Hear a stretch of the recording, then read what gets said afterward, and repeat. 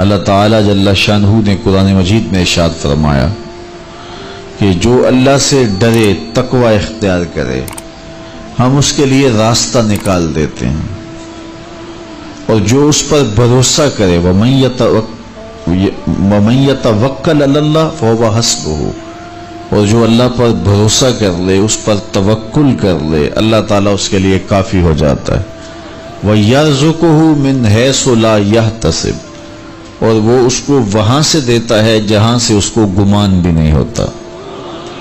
تو تقوی اور توکل اگر یہ نصیب ہو جائیں تو یہ من کی پاکیزگی کا ذریعہ تو ہے ہی ہیں، اس سے رزق میں بھی کچھ شادیاں پیدا ہوتی ہیں، اور خزانہ غیب سے اللہ تعالیٰ رزق عطا فرماتا ہے۔ رزق کی برکت کا ایک بہت بڑا ذریعہ شکر ہے، شکران نعمت۔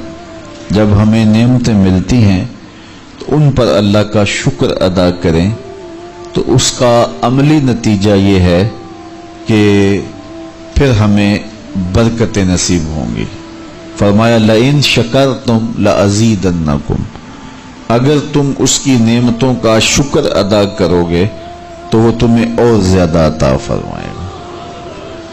اس نے ہمیں جو نعمتیں عطا کی ہیں اتنی زیادہ ہیں کہ ہم ان کو شمار بھی نہیں کر سکتے۔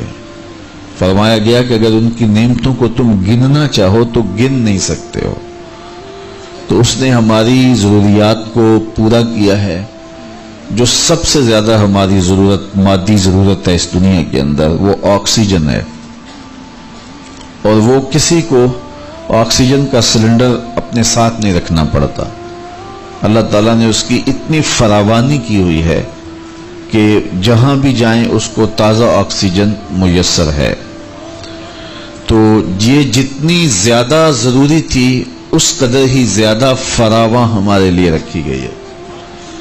اگر ہمیں آکسیجن خریدنی پڑتی تو ایک آدمی کو ایک دن میں کتنے سلنڈر چاہیے تھے، اور پھر کس قدر زندگی میں دقت اور مشقت آ جاتی۔ اس کے بعد دوسری چیز جو ہمیں چاہیے وہ ہے پانی۔ آکسیجن کے بعد پانی کے بغیر ہم زیادہ دیر نہیں اپنے آپ کو برقرار رکھ سکتے، حتیٰ کہ ایک خاص مدت تک پانی نہ ملے تو موت واقع ہو جاتی ہے۔ تو پانی کو بھی فراواں رکھا گیا ہے۔ آسمان سے بھی پانی برستا ہے، زمین سے بھی پانی نکلتا ہے، چشموں سے بھی پانی پھوٹتا ہے، برف بھی پگھلتی ہے، دریا بھی بہتے ہیں۔ تو اللہ نے اس کے لیے بہت سارے اسباب رکھے ہیں تاکہ ہم پانی سے محروم نہ رہیں۔ تیسری چیز ہماری ہے خود کی چیزیں، کھانے کی چیزیں جو ہماری ضروریات ہیں، تو وہ بھی دن میں کم از کم ایک مرتبہ تو ہمیں ضروری چاہیے، اور صحت کو اچھا رکھنے کے لیے 2 مرتبہ چاہیے۔ اس کے لیے تھوڑا سا تردد کرنا پڑتا ہے، محنت کرنی پڑتی ہے۔ اس کے بعد پھر ہماری رہائشی ضرورتیں ہیں، ہمارے لباس کی ضروریات ہیں۔ تو جتنی ضرورت زیادہ اہم ہے ہماری، اس قدر ہی اس کا حصول آسان رکھا گیا۔ اور اللہ تعالیٰ نے ہماری یہ ضرورت آکسیجن ہے، اس کو اپنی جناب سے اتنا فراواں کر دیا کہ ہمیں اس کے لیے کوئی مشقت نہیں اٹھانا پڑتی۔ جس طرح ہمیں کھانے کے لیے تردد کرنا پڑتا ہے، پہلے اس کو کماؤ، پھر گھر لاؤ، پھر اس کے بعد اس کی تیاری کے مراحل ہیں، اگر یہ سب کچھ آکسیجن کے لیے ہمیں کرنا پڑتا تو زندگی کتنی کٹھن اور کتنی مشکل ہو جاتی۔ تو یہ اس کی کرم نوازیاں ہیں کہ اس نے ہمارے لیے اس کو آسان رکھا ہے۔ تو کہا اگر تم تقوی اختیار کرو اور اللہ تعالیٰ جل شانہ پر توکل اور بھروسہ کرو تو تمہیں وہ وہاں سے رزق دے گا جہاں سے تمہیں گمان بھی نہیں ہوگا۔ اللہ کے محبوب نے ارشاد فرمایا اگر تم اللہ پر توکل کرنے کا حق ادا کرو وہ تمہیں ایسا رزق دے جیسا پرندوں کو دیتا ہے، کہ جب وہ صبح اپنے घोंसले से निकलते हैं तो खाली पेट होते हैं। इंसान को तो पता है कि मैंने कमाई के फलां अड्डे पे जाना है, दुकान पे बैठना है, फैक्ट्री में जाना है, फलां जगह मजदूरी करनी है, लेकिन इनको कुछ पता नहीं होता कि हमने कहाँ जाना है। लेकिन फरमाया कि जब सुबह निकलते हैं तो खाली पेट होते हैं और जब वापस शाम को पलटते हैं तो इनके पेट भरे हुए होते हैं। फिर जिसकी जो ज़रूरत है अल्लाह उसको वो नसीब करता है। सारे परिंदे एक जैसी ग़ज़ा नहीं लेते। इसी तरह मुख्तलिफ जो अल्लाह ताला ने मखलूक़ात पैदा की हैं उन सब की अग़ज़िया एक जैसी नहीं है।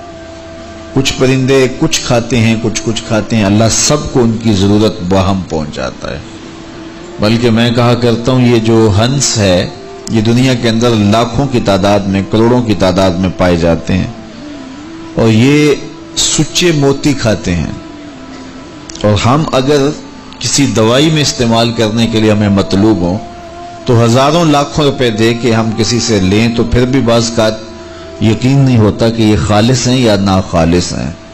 लेकिन उस जानवर को अपने पेट भरने के लिए ये मोती रोजाना सुबह शाम चाहिए होते हैं। और एक जानवर नहीं, दुनिया के ऊपर करोड़ों हैं।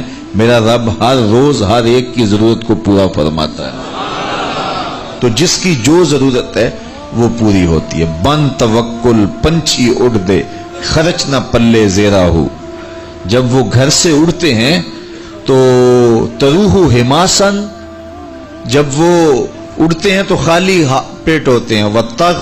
वत्तगदू बितानन, और जब वो शाम को आते हैं तो उनके पेट भरे हुए होते हैं। तो कोई अड्डा रिज़्क़ का मखसूस उनके लिए नहीं है और सबसे अच्छा खाते हैं। वो जो अमरूद का बाग होता है उसमें अगर आप देखना हो कि सबसे अच्छा मीठा अमरूद कौन सा है तो वो होगा जिसको तोते ने चूंच लगाई हो, क्योंकि ये सबसे अच्छा फल पूरे बाग में। एक ना होता है एक्सपोर्ट क्वालिटी, ये उससे भी बेहतर क्वालिटी लेता है। तो अल्लाह ताला ने इसके लिए सबसे अच्छा रखा हुआ है, तो अल्लाह ने ये इंतजाम किया हुआ है। तो फरमाया मेरे हुजूर ने, अगर तुम अल्लाह पर तवक्कुल करने का जो हक है उसको अदा कर दो तो वो तुम्हें भी ऐसे ही रिज़्क़ अता करे जैसे परिंदों को रिज़्क़ अता करता है, अगर तवक्कल तुम्हें नसीब हो जाए। हज़रत राबिया बसरिया कि हाँ मेहमान आए तो उन्होंने खादमा ने कहा हज़रत मेहमान आए हैं तो उनके लिए क्या किया जाए। कहा उन्हें खाना खिलाओ। तो कहा कि हज़रत सिर्फ एक रोटी पड़ी हुई है, तो मेहमान 4-5 है, कम से कम 8-10 रोटियां चाहिए। तो फरमाया अच्छा उस रोटी को अल्लाह की राह में खैरात कर दो। तो खैरात कर दिया गया। थोड़ी देर के बाद दरवाजे पे दस्तक हुई। मन अल बाब, दरवाजे पे कौन है? कहा फलां का फरिश्तादा गुलाम हूं, मेरे आका ने आपके लिए खाना भेजा है। खादमा ने खाना वसूल किया और कपड़ा उठाया, गिना तो 4 रोटियां थीं। तो खादिम से कहा जल्दी जल्दी इसको वापस कर दो, इसके आका ने किसी और घर भेजा होगा, ये गलती से हमारे घर आ गया। खाना वापस कर दिया। फिर दरवाजे पे दस्तक हुई। पूछा मन दक्कल बाब, दरवाजा किसने खटखटाया? कहा फलां का फरिश्तादा गुलाम हूं। खादमा ने खाना वसूल किया। हजरत राबिया ने कपड़ा उठाया तो गिना तो 6 रोटियां थी। कहा इसके आका ने किसी और भेजा होगा, ये गलती से हमारे घर आ गया। खाना वापस कर दिया। फिर दरवाजे पे दस्तक हुई तो पूछा दरवाजे पे कौन है? कहा फलां आका का भेजा हुआ गुलाम हूं। और उन्होंने कहा ये खाना हजरत राबिया को दे के आना है। तो खादमा ने वसूल किया। हजरत राबिया ने कपड़ा उठाया, गिना तो 10 रोटियां थी। कहा हाँ ये खाना हमारा, इसको रख लो और मेहमानों को खिला दो। कहा हजरत पहले 2 भी तो आपका ही नाम लेते थे और इसी दहलीज पे आए थे। कहा मेरे रब का वादा है जो 1 देता है मैं उसको 10 देता हूं। तो पहले 4 रोटियां थी, फिर 6 रोटियां थी। मैंने कहा मालिक 10 देगा तो तेरी बंदी वसूल करेगी। तो अगर उस पर तवक्कुल कायम हो जाए, उस पर भरोसा कायम हो जाए तो फिर यर्ज़ुक़हु मिन हैसु ला यहतसिब, वो वहां से देता है जहां से बंदे को गुमान भी नहीं होता। तो तवक्कुल अल्लाह पर कायम कीजिएगा, कारोबार जरूर कीजिएगा।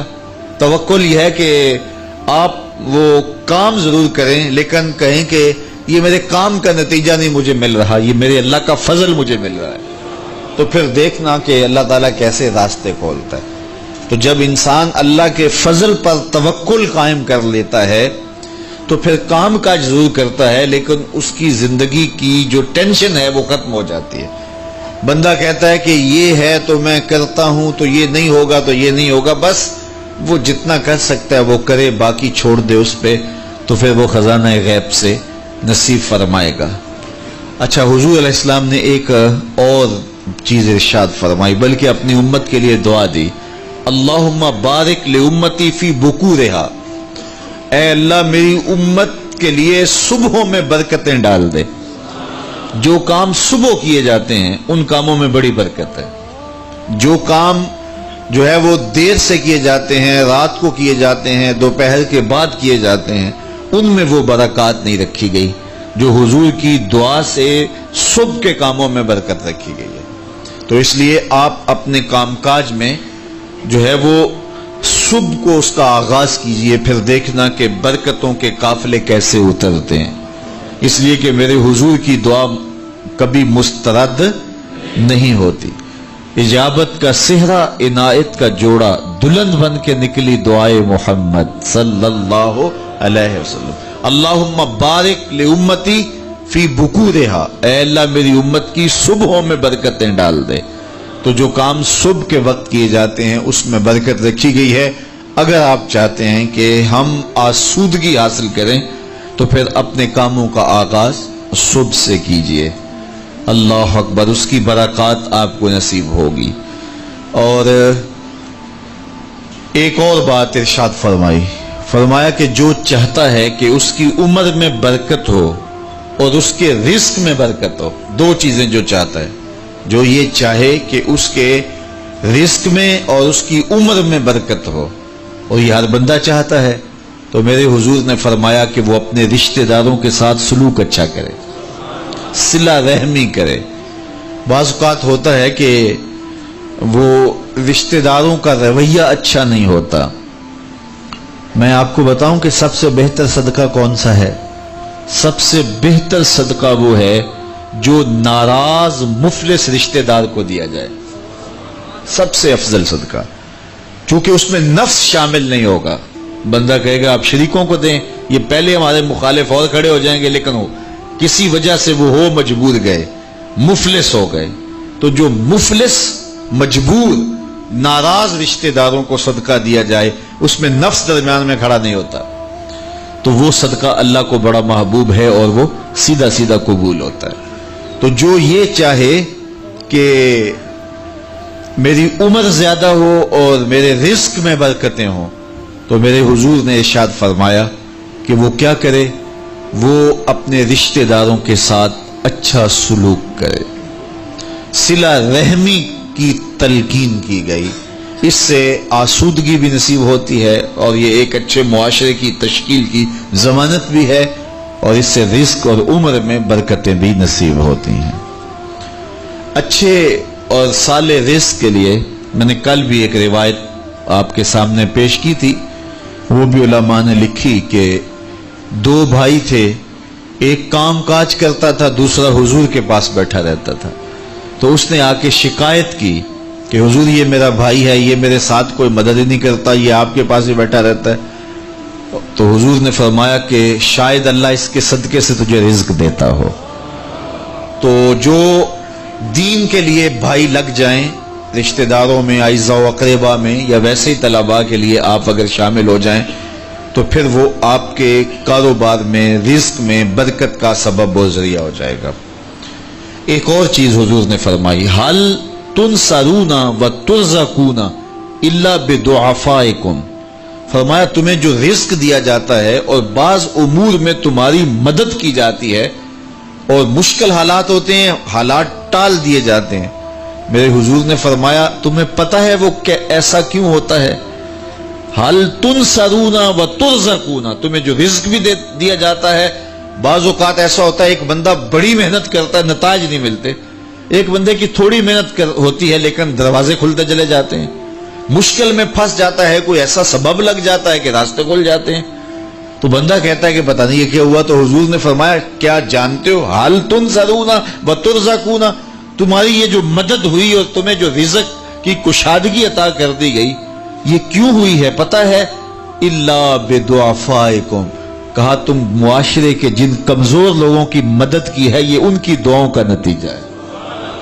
اپاہج، کمزور، لاچار، اراملہ، یتامہ، مساکین، یار جب کوئی شخص کسی یتیم کی مدد کرتا ہے اور ان کے گھر میں چولہا جلتا ہے تو عرش کا رب کتنا راضی ہوتا ہے۔ جب کوئی دکھیے کے کام آتا ہے اور اس کی اعانت کرتا ہے تو پھر وہ راضی ہو جاتے ہیں۔ غریب پھنسے ہوئے ماں باپ، گھر بیٹی جوان ہو رہی ہے اور بڑھاپے کی طرف اس کا رخ ہو رہا ہے اور ان کے پاس ہمت نہیں ہے کہ ان بیٹی کو اٹھا سکیں، تو کوئی صاحب ثروت چپکے میں جا کے ان کی مدد کر دیتا ہے کہ تیری بیٹی میری بیٹی ہے اور اس کو تو نے گھر کی دہلیز سے اٹھانا ہے، تو پھر وہ ایک دم خوش ہو جاتا ہے اور آسودہ ہو کے اس کا انتظام کرتا ہے اس کی شادی کا۔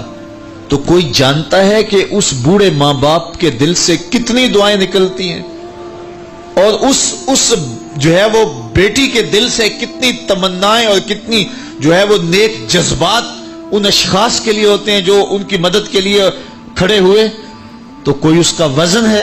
کوئی وزن نہیں کر سکتا کہ اللہ تعالیٰ اس کی برکت کتنی عطا کرتا ہے۔ تو میرے حضور نے ارشاد فرمایا تمہیں جو رزق دیا جاتا ہے، مصائب سے تمہیں بچا لیا جاتا ہے، آتی آتی تکلیف ٹل جاتی ہے، تمہاری نصرت دشمن کے مقابلے میں ہوتی ہے، حاسدین کے مقابلے میں تم کھڑے ہو جاتے ہو، فرمایا تمہیں پتہ ہے یہ تمہیں کیوں ایسا ہوتا ہے؟ فرمایا الا بدعفائکم، جو تمہارے معاشرے کے کمزور لوگ ہیں جن کی تم نے مدد کی، فرمایا یہ ان کی دعاؤں کا نتیجہ ہوتا ہے۔ ان کے اٹھے ہوئے ہاتھ اللہ کبھی خالی نہیں موڑتا ہے۔ اس لیے لاچار لوگوں کی، دکھی لوگوں کی، بے بس اور بے آسرا لوگوں کی مدد کے لیے کھڑے ہو جایا کرو۔ وہ کسی نے کہا تھا کہ بڑوں کی بڑی بڑی خدمتوں سے وہ سکون نہیں ملتا جو چھوٹے چھوٹے لوگوں کی چھوٹی چھوٹی خدمتوں سے مل جاتا ہے۔ بڑوں کی بڑی خدمتیں بھی کریں تو وہ راضی نہیں ہوتے، لیکن چھوٹوں کی چھوٹی چھوٹی خدمتیں، یار غریب کو تو پیار سے کھڑا کر کے اس کے پشت پہ شفقت کا ہاتھ پھیر دیں تو وہ سارا دن خوشی سے گزار دیتا ہے کہ آج جو ہے وہ فلاں صاحب نے مجھے تکریم دی ہے، مجھے عزت دی ہے۔ تو میرے حضور نے فرمایا کہ تمہاری جو مدد ہوتی ہے اور رزق دیا جاتا ہے یہ تمہارے کمزوروں کی وجہ سے اللہ تعالیٰ تمہارے اوپر کرم فرماتا ہے۔ اچھا، ایک اور ذریعہ رزق کے اضافے کا حضرت عبداللہ ابن مسعود رضی اللہ تعالی عنہ کی مرویات سے۔ یہ حضرت عبداللہ ابن مسعود جلیل القدر صحابی ہیں، ان کے ہاں بیٹیاں ہی بیٹیاں تھیں۔ اچھا، جب ان کا آخری وقت آیا اور یہ بڑے سخت بیمار ہو گئے تو نزع کی سی کیفیت طاری ہو گئی، تو حضرت عثمان غنی رضی اللہ تعالیٰ عنہ ان کا حال پوچھنے آئے۔ تو جب حال پوچھا، بیٹھے، گفتگو ہوئی، واپس چلنے لگے تو حضرت عثمان غنی نے اشرفیوں کی 2 تھیلیاں نکال کے حضرت عبداللہ ابن مسعود کو پیش کی۔ تو انہوں نے کہا کہ مجھے تو اس کی ضرورت نہیں ہے، میں تو اس دنیا سے جا رہا ہوں، تو یہ مجھے کیوں دے رہے ہیں؟ تو حضرت عثمان نے کہا کہ یہ آپ کی بیٹیوں کے لیے ہے، چونکہ آپ کی بیٹیاں ہی بیٹیاں ہیں تو یہ میں ان کے لیے پیش کر رہا ہوں، آپ کو تو واقعی ضرورت نہیں، دنیا سے جا رہے ہیں تو یہ ان کے لیے ہے۔ تو حضرت عبداللہ ابن مسعود نے پھر تھیلیاں موڑتے ہوئے کہا کہ میری بیٹیوں کو اس کی ضرورت نہیں ہے، اس لیے کہ میرے حضور نے فرمایا تھا کہ جس کے پاس سورہ واقعہ ہو اس کو غربت تنگ نہیں کر سکتی، تو میری بیٹیاں رات کو سونے سے قبل 1 مرتبہ سورہ واقعہ ضرور پڑھتی ہیں، اس لیے تم میری بیٹیوں کے بارے پریشان نہیں ہونا، اللہ کے فضل سے انہیں غربت تنگ نہیں کرے گی، ان کے پاس سورہ واقعہ جو موجود ہے، تو یہ کسی ایسے ضرورت مند کو دو جس کے پاس سورہ واقعہ نہیں ہے۔ تو سورہ واقعہ کی تلاوت یقیناً رزق کی فراوانیاں اور رزق کی برکتیں حاصل کرنے کا ایک ذریعہ ہے، اور دروازے کھل جاتے ہیں اگر سورہ واقعہ کی تلاوت تسلسل کے ساتھ کی جائے۔ اس لیے اپنے معمولات میں سورہ واقعہ کو شامل کر لیجئے گا، اس کی برکات سے انشاءاللہ رزق کی فراوانیاں نصیب ہوتی ہیں۔ ایک اور ذریعہ رزق کا، اور یہ بہت آسان، شکا رجل الی رسول اللہ دیک المعیشۃ والفقر، حضرت سہل بن سعد الساعدی رضی اللہ تعالی عنہ کی مرویات سے ہے۔ ایک شخص حضور کی خدمت میں حاضر ہوا اور اس نے کہا، میں کثیر العیال ہوں، ذرائع آمدن بہت تھوڑے ہیں، میرے لیے کچھ ارشاد فرمائیے۔ بچے زیادہ ہیں، ذرائع آمدنی تھوڑے ہیں، تو میں مفلوق الحال ہوں۔ تو اس نے اپنے فقر کا، اپنی غربت کا حضور کے سامنے قضیہ رکھا۔ شکا رجل الی رسول اللہ دیک المعیشۃ والفقر۔ آقا کریم نے اس کو جو وظیفہ بتایا وہ بالکل آسان ہے، آپ سب کو پہلے یاد ہے، لیکن اس پہ عمل کرنے شروع۔ قال اذا دخلت الدار فسلم علی، کہا جب گھر جائے تو گھر میں داخل ہونے لگے تو گھر والوں کو السلام علیکم کہہ دیا کرو۔ یہ وظیفہ شروع کر لو کہ جب بھی گھر جاؤ السلام علیکم۔ اس کے بعد ایک مرتبہ سورہ اخلاص پڑھ دیا کرو، قل هو اللہ احد۔ یہ وظیفہ فرمایا تم نے شروع کر دینا ہے، جب بھی گھر جاؤ السلام علیکم یہ کہہ کے داخل ہو، پھر اس کے بعد قل هو اللہ احد ایک مرتبہ سورہ اخلاص پڑھ دیا کرو۔ اور میرے آقا نے فرمایا کبھی ایسا ہو کہ تو گھر جائے، گھر موجود نہ ہو، اہل خانہ کہیں گئے ہوئے ہوں، تو فرمایا عمل نہیں چھوڑنا، فسلم علیہ، پھر تو مجھے سلام کہنا، پھر تو مجھے سلام کہہ دینا۔ وہ صحابی فرماتے ہیں کہ میں نے یہ عمل شروع کر لیا، جب گھر جاتا السلام علیکم، اس کے بعد سورہ اخلاص پڑھ دیتا، بیٹھنے سے پہلے پہلے یہ کام کرتا۔ اور کبھی ایسا ہوتا میں گھر نہ جاتا، گھر والے گھر نہ ہوتے، پھر تو مجھے چائے چڑھ جاتا، پھر میں حضور کو سلام کہتا۔ اللہ اکبر۔ حضرت ملا علی قاری نے شرح شفا میں لکھا ہے، جو حضرت قاضی ایاز مالکی اندلسی علیہ رحمہ نے لکھا ہے شفا میں، کہ جب گھروں کو جاؤ تو حضور کو سلام کرو، تو اس کی شرح میں لکھتے ہیں حضور کو سلام کیوں کرو، تو وہ کہتے ہیں لِأَنَّ رُوحَهُ علیہ السلام موجود فی بیوت المسلمین، اس لیے کہ حضور کی روح کا فیضان مومنین کے گھر میں موجود ہوتا ہے۔ اللہ اکبر۔ اس لیے حضور کو سلام کرو۔ وہ کہتا ہے جب کوئی نہ ہوتا میں حضور کو سلام کرتا۔ وہ اپنے نام لیواؤں کو تنہا چھوڑتے کب ہیں، جہاں ہم دم نہ ہو کوئی وہاں سرکار ہوتے ہیں۔ تو کہا اس کے بعد سورہ اخلاص پڑھ دیتا۔ یہی میرا عمل رہا۔ پھر اس کا فائدہ کیا ہوا؟ وظیفہ حضور نے بتایا تھا، اور جب بھی جاتا السلام علیکم سورہ اخلاص، کوئی نہیں ہے تو حضور کو سلام اور سورہ اخلاص۔ کہتے میں نے عمل شروع کر دیا، حتی افاد اللہ جیرانہ، اس عمل کی برکت سے میں نے تو امیر ہونا ہی ہونا تھا، میرے ہمسائے بھی امیر ہو گئے۔ ایسی برکتیں، ایسی رحمتیں اتری کہ میرے ہمسایوں کے ہاں بھی فراوانیوں اور برکتوں کا نزول ہونے لگا۔ اسی طرح رزق کی فراوانی کا ایک اور ذریعہ ہے، اور وہ یہ انفاق فی سبیل اللہ۔ جب اللہ کی راہ میں آپ خرچ کریں گے تو پھر اس سے رزق بڑھتا ہے، جبکہ ہماری عقل و خرد کے فیصلے یہ ہیں کہ مال میں سے کچھ نکالا جائے تو ہمارا ریاضی اور حساب یہی کہتا ہے کہ کچھ کم ہوتا ہے، ہمارے کیلکولیٹر کا نتیجہ بھی یہی ہے، ہمارا اکاؤنٹنٹ بھی یہی کہتا ہے کہ اتنے نکال دو گے تو باقی اتنے بچیں گے۔ لیکن میرے حضور نے فرمایا کہ میں قسم اٹھا کے کہتا ہوں کہ صدقے سے مال کم نہیں ہوگا۔ ہمارے بزرگ فرمایا کرتے تھے کہ وہ پرانے زمانے میں کنویں سے پانی نکال کر کے کھیتیاں سیراب ہوتی تھیں، بعد میں یہ جو ہے وہ ٹیوبل آ گئے تو ان کی ضرورت نہ رہی، لیکن وہ کنویں کافی دیر لوگوں نے بند نہیں کیے تھے کہ پتہ نہیں کبھی پھر ان کی ضرورت دوبارہ نہ پڑ جائے، تو دیر تک وہ کنویں ہم نے بھی دیکھے، اب تو تقریباً بند ہو گئے، لیکن آج سے 10-15 سال پہلے چلے جائیں تو ہر گاؤں میں کنووں کے نشانات موجود تھے، اور بعض میں وہ پرانی مالا بھی لٹک رہی ہوتی تھی، وہ ٹنڈے وغیرہ، تو پرانے کنویں ہم نے دیر تک دیکھے، تو ان کنووں کو کسی نے بند نہیں کیا تھا، دیر تک وہ جاری رہے۔ تو میرے بزرگ فرمایا کرتے تھے کہ اب ان کنویں سے پانی نکالو تو گدلا بھی ہے، میلا بھی ہے اور بہت نیچے بھی چلا گیا ہے، جبکہ انہی کنووں کا پانی تازہ بھی تھا اور شفاف بھی تھا اور بہت اوپر بھی تھا۔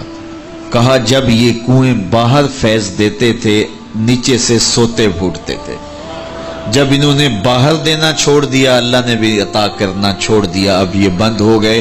تو رزق کا معاملہ بھی یہ ہے، جب اس کی راہ میں دیتے رہو گے تو اللہ عطا کرتا رہے گا۔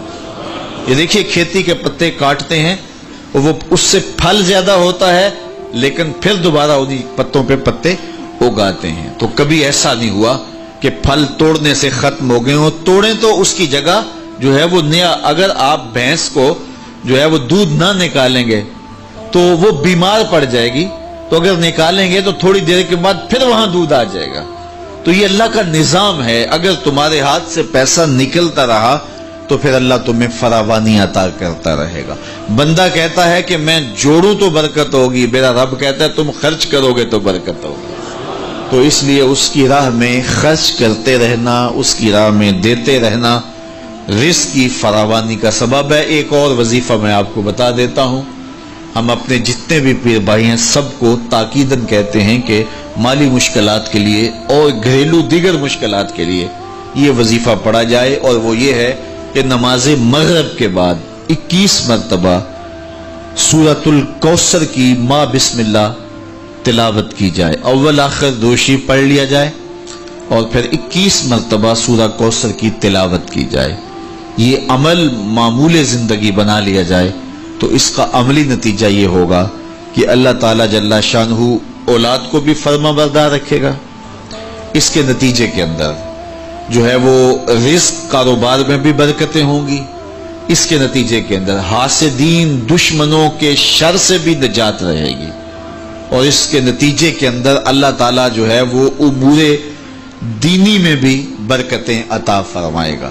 تو یہ ایک مؤثر ذریعہ ہے، اور اگر کسی کو مسائل زیادہ ہوں تو وہ ہر نماز کے بعد یہ عمل کر سکتا ہے، ورنہ مغرب کے بعد 21 مرتبہ سورہ کوثر کی تلاوت کرنے سے بہت ساری برکات حاصل ہوتی ہیں۔ لا حول ولا قوت الا باللہ، اس کا یہ وظیفہ میرے حضور نے خود بتایا، اور اس کی یہ 99 بیماریوں کا علاج ہے، اور میرے حضور نے فرمایا کہ یہ وظیفہ میں نے کہاں سے لیا ہے؟ حضور فرمایا کہ عرش الہی کے نیچے ایک خزانہ ہے، خاص خزانہ، فرمایا یہ وظیفہ مجھے وہاں سے ملا ہے، اور اس میں 99 بیماریوں کا علاج ہے، اور اس میں سب سے کم درجے کی بیماری ہم اور غم ہے۔ تو اللہ تعالیٰ جل شانہ ہمیں جس طرح دنیاوی اسباب ہمارے پیش نظر ہوتے ہیں تو روحانی امور کے ذریعے سے بھی ہم برکتوں کے حصول کو آسان کر سکتے ہیں۔ اللہ میرے لیے آپ کے لیے ہر طرح کی کشادگیاں عطا فرمائے، ایسے فقر سے بچائے محفوظ رکھے جو کفر تک پہنچا دیتا ہے، اور ایسی دولت سے بھی بچائے جو دولت قارون بنا دیتی ہے۔ اللہ ہمیں دولت عثمان عطا کرے، اور اگر قسمت میں فقر ہے تو پھر فقر سلمان عطا کرے، پھر فقر بلال نصیب کرے، پھر فقر ابو ذر عطا کر دے۔ تو اللہ ہم سب کو دنیا آخرت کی بہتریاں بہاریں نصیب فرمائے۔ دعا کے لمحات اب قریب ہیں، جب بندے اللہ کے حضور ہاتھ اٹھا کے دعا مانگتے ہیں تو بندوں کے اٹھے ہوئے ہاتھ اللہ کبھی خالی نہیں موڑتا۔ دعا ہر صورت قبول ہوتی ہے، یا تو یہ کہ جو مانگا ہے وہ مل جاتا ہے، یا جو مانگا ہے وہ نہیں، اس کے بدلے میں کچھ اور عطا کر دیا جاتا ہے، یا پھر جو مانگا ہے وہ فوری نہیں ملتا، کچھ دیر کے بعد عطا کیا جاتا ہے، یا پھر دعا ذخیرہ کر لی جاتی ہے اور اس کا صلہ آخرت میں دیا جائے گا۔ اور روایت میں آتا ہے کہ جب دعاؤں کو ذخیرے کی صورت میں آخرت میں صلہ نصیب ہوگا تو لوگ آرزو کریں گے کاش کہ ہماری دنیا پہ کوئی دعا قبول ہی نہ ہوئی ہوتی۔ تو اللہ تعالیٰ کے حضور عجز سے پورے تیقن سے دعا مانگنی چاہیے، من قلب لاہن فرمایا گیا، کھیلتے ہوئے دل سے جو دعا کی جائے اللہ اسے قبول نہیں کرتا، کھیلتے ہوئے دل سے نہیں، پورے تیقن سے، پورے انہماک سے، پوری توجہ سے جو دعا مانگی جائے۔ دیکھیے میں آپ سے کوئی بات کروں تو میرا رخ دوسری جانب ہو اور بات آپ سے کروں گا تو آپ کو بھی اچھا نہیں لگے گا، تو احکم الحاکمین کو کیسے اچھا لگے گا کہ کوئی بندہ مانگ اس سے رہا ہو لیکن دل اس کا کسی اور جگہ پہ کھیل رہا ہو؟ تو ایسی دعا اللہ قبول نہیں کرتا۔ اور پھر اس کی شرط ہے رزق حلال، حرام رزق سے پلے ہوئے بدن اور الشخص کی دعا قبول نہیں ہو۔